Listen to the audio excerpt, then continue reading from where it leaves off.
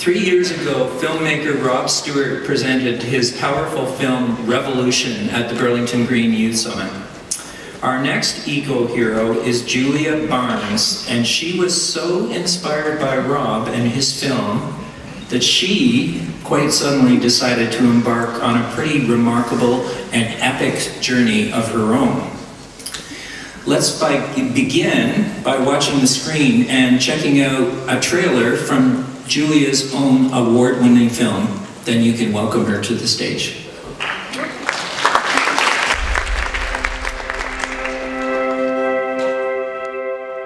The moment you enter the water, you become a sea creature. A whole other world opens up in front of you, where you can do anything and fear nothing. This is the biggest, most important ecosystem on the planet, and it's in trouble.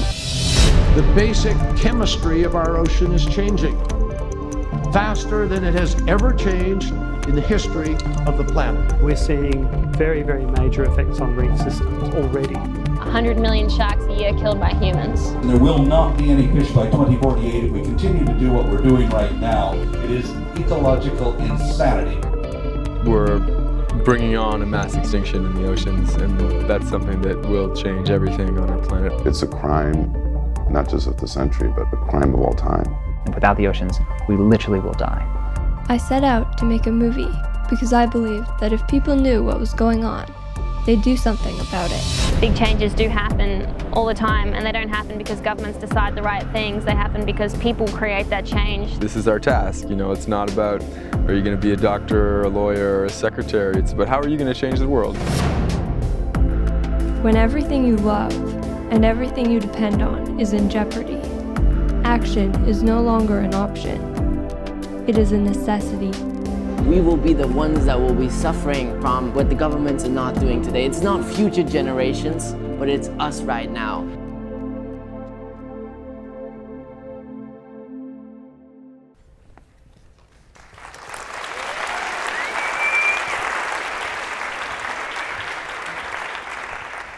Woohoo!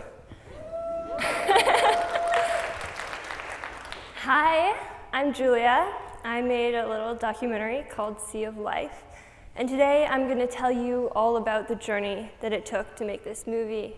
And hopefully, by the end of this presentation, you're going to help me make this an even bigger journey. When I was 16, I watched a documentary called Revolution by Rob Stewart, and I learned for the first time that the world's coral reefs, rainforests, and fisheries are expected to be gone by the middle of the century. As a 16-year-old kid who was totally in love with the natural world, I couldn't believe I hadn't known this was happening, and I wanted to do everything in my power to turn things around. But I didn't know what I could do that would actually have an impact.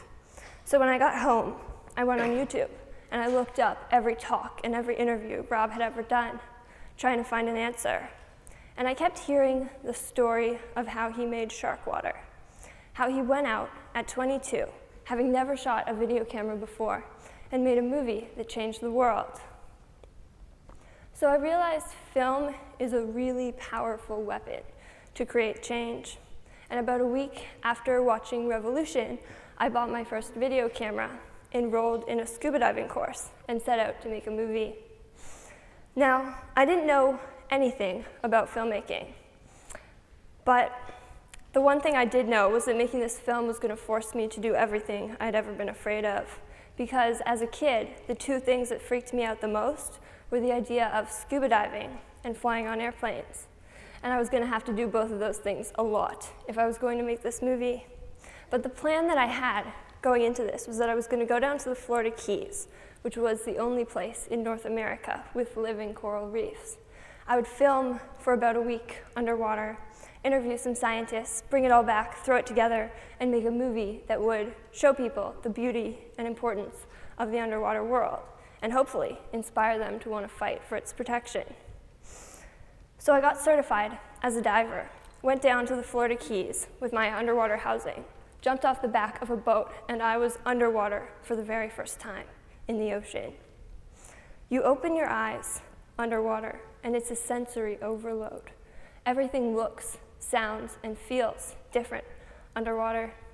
And on my first dive, I met 2 sharks, a sea turtle, and a stingray that was bigger than me.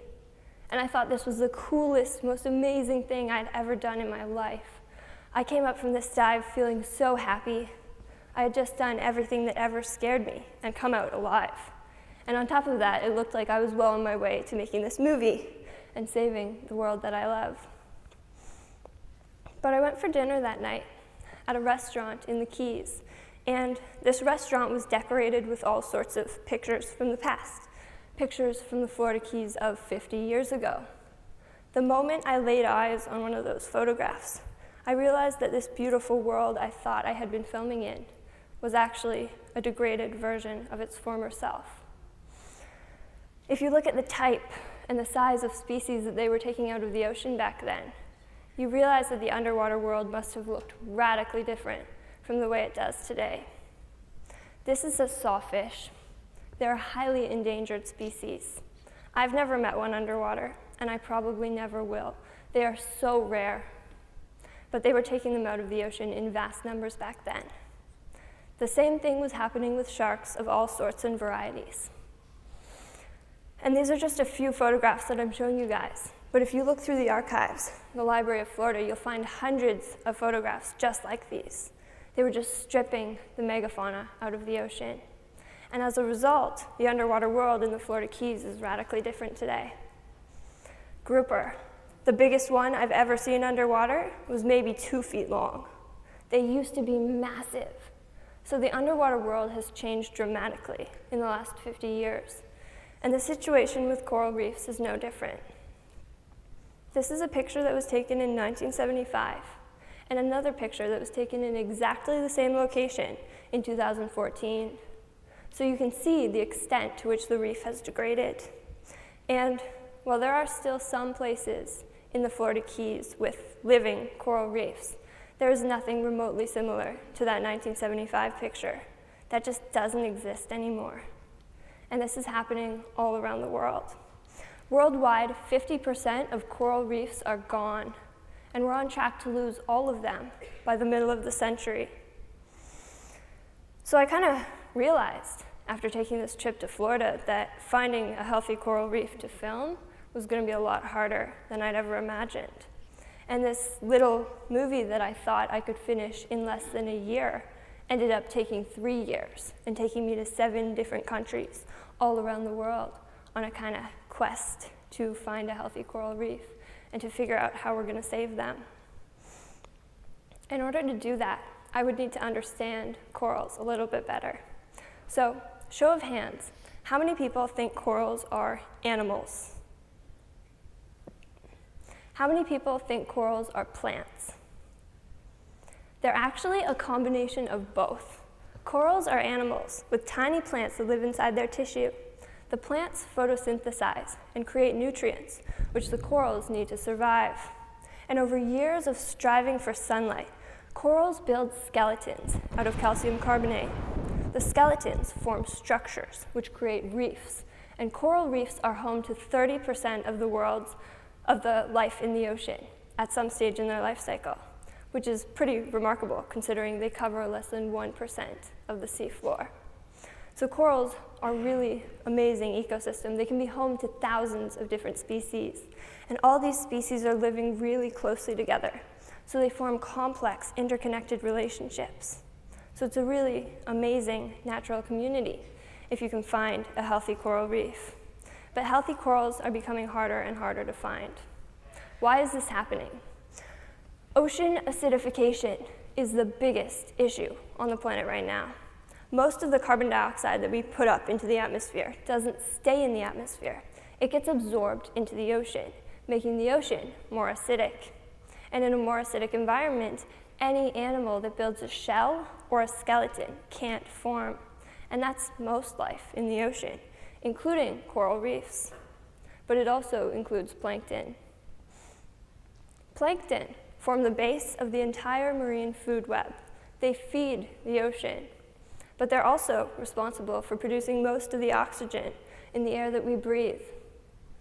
2 out of every 3 breaths you take come from plant life in the ocean. So plankton are enormously important to all life on the planet, and they're being wiped out. 40% of the world's plankton populations are already gone, and we're losing them at a rate of 1% per year because of ocean acidification.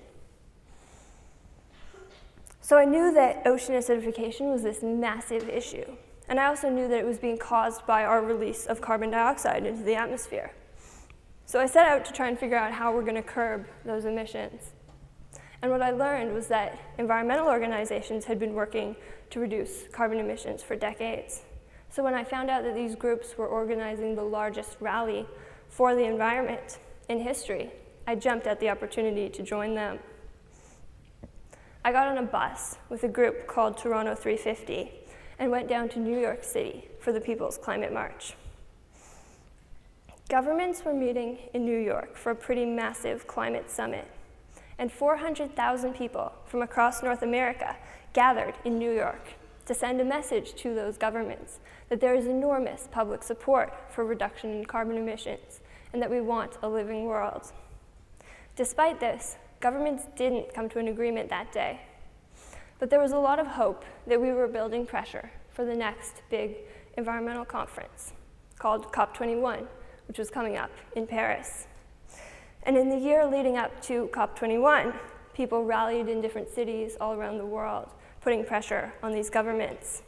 And just to give you a little bit of a history on COP conferences, for the previous 20 years, governments had been meeting and meeting and meeting and failing and failing and failing to come to an agreement.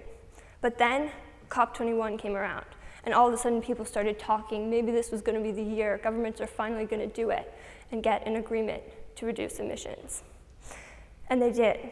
After 20 years of negotiation, governments finally came to an agreement to reduce emissions of CO2. People were celebrating this in the streets. They thought it was an enormous success for the environmental movement. But to me, it didn't feel like a success, because I knew that the Paris Agreement wasn't in alignment with the physical reality in which we find ourselves, and that it definitely wasn't taking into consideration the conditions that are necessary for life to continue in the ocean. Because even if every government in the world sticks with the targets that they set in Paris, which seems pretty unlikely now, even if every government does do what they said they'd do, we'd still be on track towards a world that sucks, because the Paris Agreement isn't enough to save our future. So as I continued ripping around the world, interviewing scientists and filming with cool species underwater, I learned something about ocean acidification that I had never known before. The amazing cinematographer who helped to make this film calls me up and he says, "There's been an update with ocean acidification. We've learned something we didn't know before." And this update was that there's a lag time between the time it takes the carbon dioxide we put up into the atmosphere to get absorbed into the ocean. And what that means is that even if we stopped producing carbon dioxide today, there's so much in the atmosphere already that it would take 20, 30, some say even 40 years before that carbon dioxide gets absorbed into the ocean. So all of a sudden, the world's top scientists on coral reefs were predicting that even if we had a best case scenario, even if we cut emissions to zero today, ocean acidification was going to continue into the future and we were going to wipe out all the world's coral reefs, no matter what. And for me, having just spent a year and a half of my life at this point, pouring all my time, energy, and money into making this movie, thinking I was going to save coral reefs, this was about the most devastating thing I could have heard. So I kind of had to step back and figure out whether there was any point in continuing to make this movie, knowing that scientists were predicting we were going to lose coral reefs no matter what. So for a time, I was seriously considering getting a one-way ticket and disappearing into the jungle somewhere, where maybe I would be safe while the rest of the world destroyed itself. But before I made that decision, I had to figure out whether there was any reason to continue making this movie, whether there was any good that could come of it. So there were a couple people I needed to talk to help me figure that out. One of them was Luis Hoyos. He's the guy who made The Cove, and he was working on his second film at the time, called Racing Extinction, We had been emailing a little bit, and I knew that his next film was going to be focusing on ocean acidification. I knew he'd been interviewing some of the same scientists I had. So I figured if he knew about lag time and ocean acidification, and if he still had a reason to continue making his movie, then maybe he could tell me what it was. So I set up an interview with Louis, asked him about lag time and ocean acidification. And he said, look, we're going through a mass extinction. We're going to lose a lot of species, but what's left is still worth fighting for. And in that moment, I knew that I had to continue making this movie because Louis was absolutely right. Even if we can't save coral reefs, we still have to keep fighting for a living world. But at the same time, the situation looked pretty grim because if we lose coral reefs, we lose 30% of life in the ocean automatically. And if ocean acidification continues into the future, that means the plankton that produce the oxygen we breathe are still going to be in jeopardy. But there was one more person I really needed to talk to, and that was Rob Stewart. Rob was the reason I got into saving the world. He's the guy who inspired me to make this movie, and he had been helping at every step along the way. So I set up an interview with him, went to his house in California, and asked him if he knew about lag time.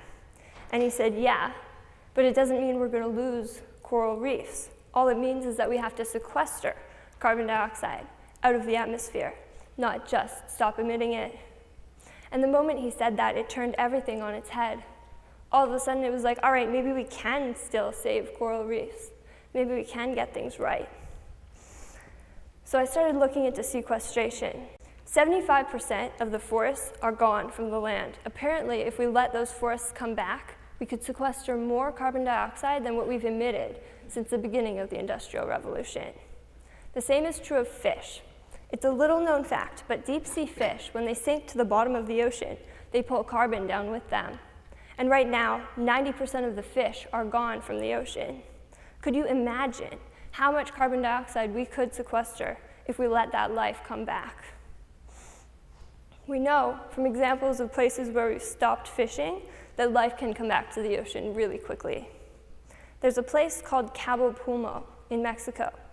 It was once a fishing village, but they had so heavily overfished the area that there was almost nothing left.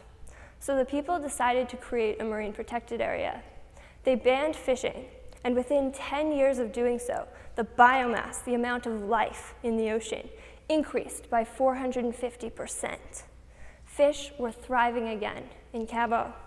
And by the time I got there, 20 years after Cabo Pulmo had been declared a marine protected area, the ocean was teeming with life.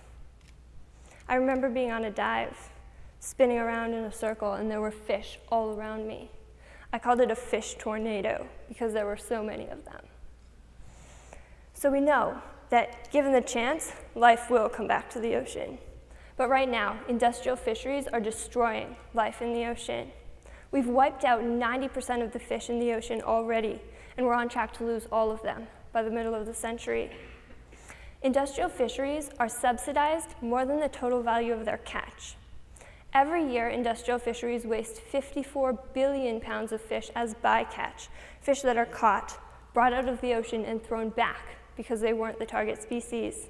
And these fish don't survive when they're thrown back into the ocean because they have air bladders in their bodies, which explode on the way up. 30% of the world's fish caught are fed to livestock. So now pigs, cows, chickens, and house cats are eating more fish than all the world's sharks. The way that we're interacting with the natural world is absolutely insane, and it can't continue. The system that we've built over the last few hundred years isn't working. We've destroyed most of the world we depend on for survival, and we're on track to lose everything by the middle of the century if we continue down this path. By 2048, scientists are predicting a world with no fish, no reefs, no rainforests, and 9 billion people fighting each other over what remains. This does not look good. We can't continue doing what we've been doing. We can't have infinite growth when we live on a finite planet. We can't scoop out the oceans and cut down the forests and expect to be able to survive. So we've got to change everything. And I don't think that change is going to happen because governments decide the right things. I think it's going to happen because a few passionate people decide to dedicate their lives to fighting for the world we depend on. What the ocean needs right now is heroes. And that can be you guys. You can be the heroes in this story. And it has to be you guys because it's your future that's in jeopardy. You and me, we're going to be here when we either succeed or fail as a species. I believe that we are living in the most important time in the history of the planet, when we have the opportunity to intervene and decide whether or not life will continue into the future. This is bigger than a revolution. It goes beyond governments. It goes way beyond our personal lifestyles. It is the very civilization in which we live that is destroying the planet. And the moral question which confronts us all is, will we allow this to happen on our watch? Are we going to let the world we depend on be destroyed, or are we going to take back our future? I think if we get things right, this planet could be beautiful for all species. I think we could see the oceans like we've never seen them before. This planet could be teeming with life. It could be paradise. But we have to do something radical, and we have to do it fast. So I hope you'll join me in the biggest battle ever fought to save life on Earth. Don't go the traditional pathway. Challenge the status quo. Figure out what you think is going to have the biggest impact and make it happen. Everything we love and everything we depend on is in jeopardy. The world has never needed you more. Thank you.